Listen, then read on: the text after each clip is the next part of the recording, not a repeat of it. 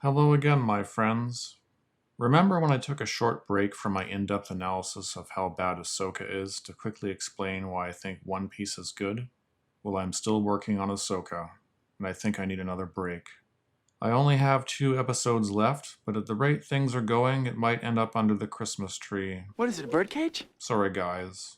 Thanks for waiting. What do I have to offer in the meantime? Well, today I'm here to tell you about the worst part of the Marvels. For me, watching this film was like trying to re-enter a TV show that I started out binge watching, but eventually abandoned because it began to suck. Then after hearing that it had recently improved, I decided to give it another go. You probably know what that's like. You're not exactly sure where to pick it up again, or if you even should. Once you remember what season you were in, you start scrubbing through episodes looking for something familiar. Sometimes you're shocked and confused by something you haven't seen yet and have only a vague context for. Sometimes you're shocked and confused by something that you know you've already seen, but only retained a vague memory of. Eventually you figure out where you left off, and as shocked and confused as you are, you continue watching, and eventually you settle back into the show like you never left it. The Marvels is like that, but all the way through. You never get used to it. You never settle into it. It's just one thing after another, and it's all bad. If I had to describe it in simple elevator terms, I would say that The Marvels is like Freaky Friday meets Spaceballs meets Captain Marvel meets a giant pile of shit. Horse hockey. But what was the worst part? Was it the casting? Well, the quality of acting is pretty much irrelevant if the words that the actors say and the things that they do are of no quality. As for appearances, we've got someone that looks like she never wants to be in another superhero movie again. We've got someone that looks like she's just glad to be in a movie. We've got someone that looks like she would be more at home in a commercial for scented laundry detergent. We've got someone that looks like he's waiting for a paycheck to come in the mail. And we've got whatever this thing is. Altogether, it looks like the producers just walked into a Starbucks in Burbank, California and used an extra large butterfly net to grab whatever they could. No, the casting wasn't the worst part of this film. Was it the writing or the directing? I think not. Both are terrible. Both are more deserving of blame than the casting, but I'm thinking that if it was a different Starbucks, it was the same butterfly net, if you know what I mean. Black girl magic! On the writing side, there's a lot of dumb-sounding technobabble to explain a lot of incoherent ideas. It all sounds about as scientific as what you might read on the back of a dust jacket for a book written by Deepak Chopra. It's almost Star Trek Discovery level nonsense. Now you might be thinking something like, bro, were you expecting hard sci-fi in an MCU movie?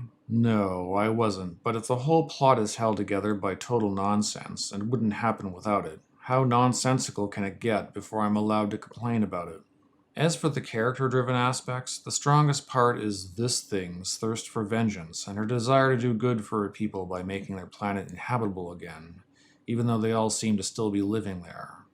As clear-cut as that is, it's much less compelling than Skeletor's obsession with capturing Castle Grayskull. You should be ashamed of yourself. Honest men do an honest day's work, or I destroy their village. As for what the other sentient beings in this story have to offer, there's the exhausted trope of the lovable but overbearing immigrant parents. Then there's the group dynamic of straight man, funny man, and everyman. Kind of like Ghostbusters, but with women instead of men. But not the actual movie where they were women instead of men. I'm not sure it was even planned that way. It could have just fallen into place on its own, because one character is goofy, one is grouchy, and one doesn't have much of a personality at all. Then there's the barely existent conflict between the main characters that just boils down to someone having their feelings mildly hurt or needing to share feelings they haven't shared before. It was like watching one of those Hallmark movies where an advertising agent or a fashion designer or a magazine editor takes a trip to Christmas Town and has an unexpected romance or reconnects with family or finds work-life balance. And I'm not talking about an A-list Hallmark Christmas movie here either. Not something starring Lacey Chabert, no. I'm talking about one of those movies that comes out in October. Also, the planet where everyone sings all the time instead of talking is unbearable, especially the half-assed dance choreography that looked like it was lifted from an Academy Awards ceremony from the 1990s. Not exactly the writer's fault, but they created that situation, so I'm going to lay it on them. For a movie that's supposed to be funny, Overall, it was like Douglas Adams wrote this script while high on glue, and then someone with the sense of humor of a customs agent did a heavy rewrite. On the directing side, the fight scenes are as boring as they are long, and the conversations are worse. This big-budget movie looks like it was shot for the small screen, and someone forgot to tell the director about it. And by small screen, I mean your grandma's old 4x3 vacuum tube. Because often enough, a third of the frame goes unused. What do I mean by that? A lot of bad or non-existent lead room and sloppy eye lines. What's lead room? Well, even if a camera is placed almost directly in front of an actor, it's almost always going to favor one side or the other. So the balance of space around the actor's head, if not equal, should favor the side that their nose is most pointed at. Why? Because it's more natural feeling for the audience when you cut to the other person in the conversation. It's like you're standing in the room as a silent observer and your eyes dart from one person to the other as they speak. If you do it the other way around, it looks more like the actors are instantaneously swapping places or have their backs to each other. It's not very immersive, and compositionally it looks like hell. Same thing with the eye lines. The angle that the eyes are pointed relative to the camera. They should be as complementary as possible. Why? So it looks like the characters are actually looking at each other when you cut between them. This is not counterintuitive, it's not rocket science, but an apparent inability to deal with these concepts means that already long and boring conversations in this film feel a lot longer because of the sudden disorientation that happens from time to time. Unless they're all in the same shot, it's not always clear where everyone is supposed to be standing. I swore I saw Monica Rambeau look to her left when Miss Marvel was supposed to be standing in front of her to her right.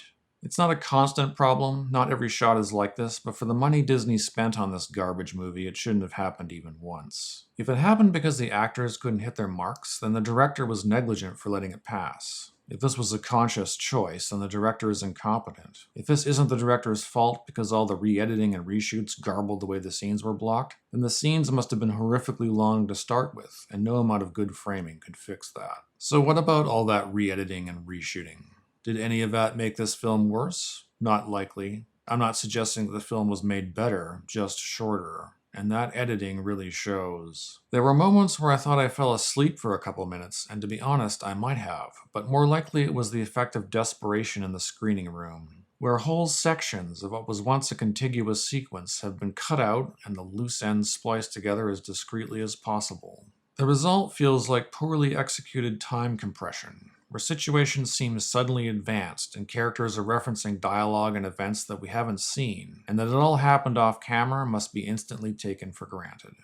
How about the producers and executives, the people ultimately responsible? Well, they can certainly be considered responsible for the destruction of the whole franchise. Whether or not anyone will be held responsible is another question. In the grand scheme of things, the producers and executives might just be part of the landscape rather than the forces that shaped it. Just like the talentless airheads that wrote and directed this trash, they were put in place by a higher power beyond their understanding. Nothing more than the small visible effects of something unseen, but much larger. What is this invisible something? I think you know already. You can see it when you look out your window or when you turn on your television. You can feel it when you go to work, when you go to church, when you pay your taxes. What I'm about to tell you is not all that complicated. The math is straightforward and the assumptions are safe. But I'm not going to explain the calculations here because it would be kind of dull and wouldn't make a difference to the point that I'm trying to make. However, I'm going to include a detailed explanation in the video description if you're interested. Otherwise, just know that I didn't go out of my way to make the Marvels look bad, rather the opposite. This is a very gentle assessment. The worst part of the Marvels is this. For the cost of producing the Marvels, Blade Runner could have been made twice.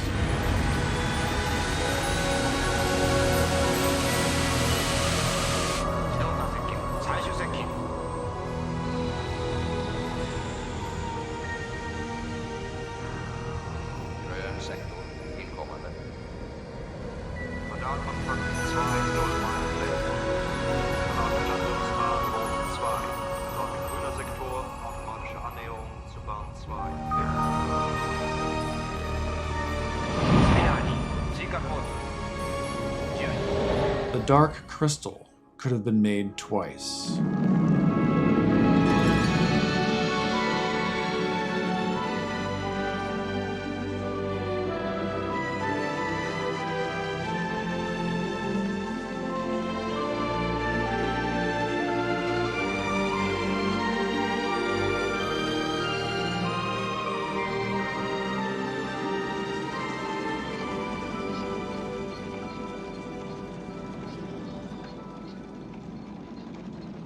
John Carpenter's The Thing could have been made 4 times.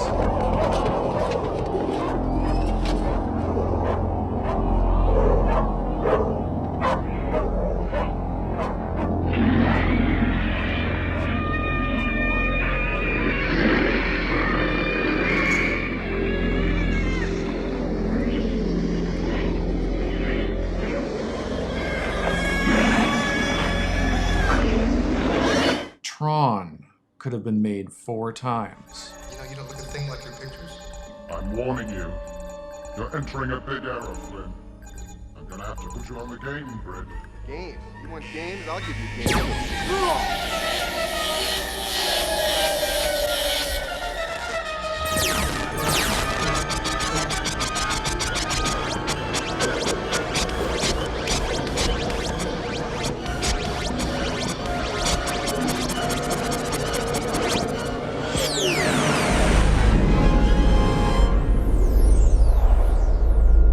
Star Trek II, The Wrath of Khan could have been made 5 times.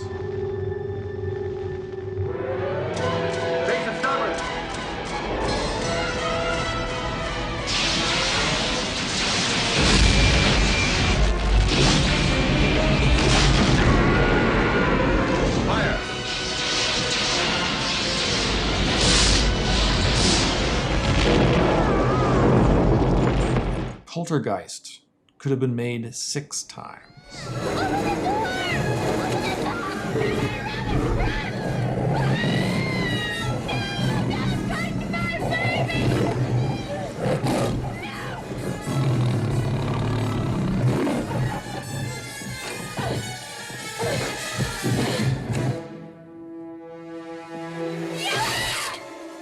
E.T. could have been made 6 times.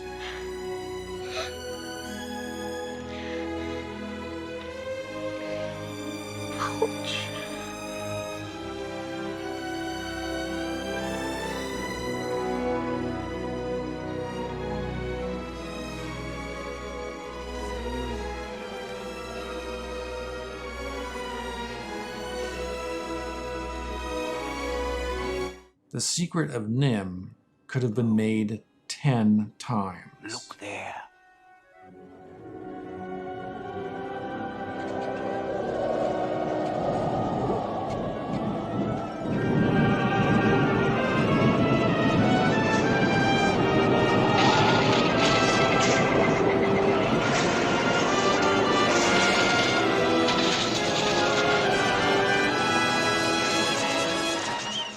Beginning, we were ordinary street rats.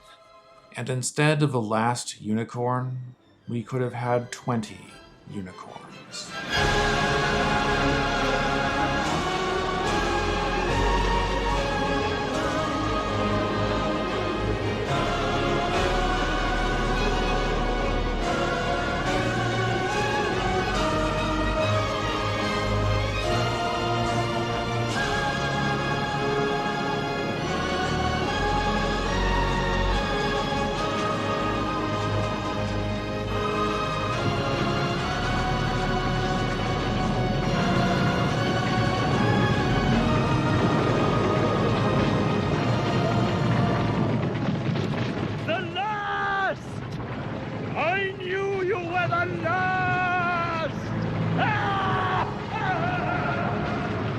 What do all of these movies have in common? They were all very challenging to make. They were all made by people that knew what they were doing. They were all good movies, and will be remembered as such for many years to come. They were all released in 1982.